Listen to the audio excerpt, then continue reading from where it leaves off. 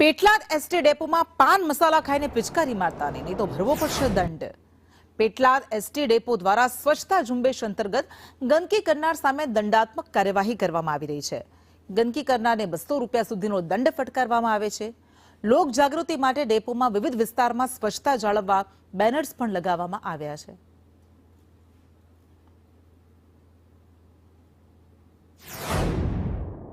સરકારના સફાઈ અભિયાન ઝુંબેશ અંગે જે તમાકુનું સેવન કરીને જ્યાં ત્યાં ગંદકી ફેલાવે છે એ બાબતે ધૂમ્રપાન માટે સરકારની ગાઈડલાઈન મુજબ જે તે પકડાશે તે વ્યક્તિ સામે 200 રૂપિયાનું દંડકીય કાર્યવાહી કરવાની અત્યારે ઝુંબેશ હાથ ધરેલ છે।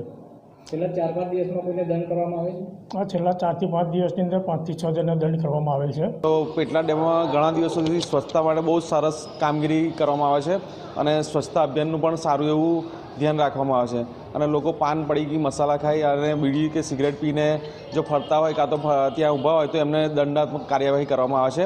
પેટલાદ ડેપો ઘણા ડેપો કરતાં પણ એકદમ સ્વચ્છ ડેપો છે। પેટલાદમાં સારી એવી કામગીરી અહીંયાના ATI છે, ડેપો મેનેજર છે, એમના દ્વારા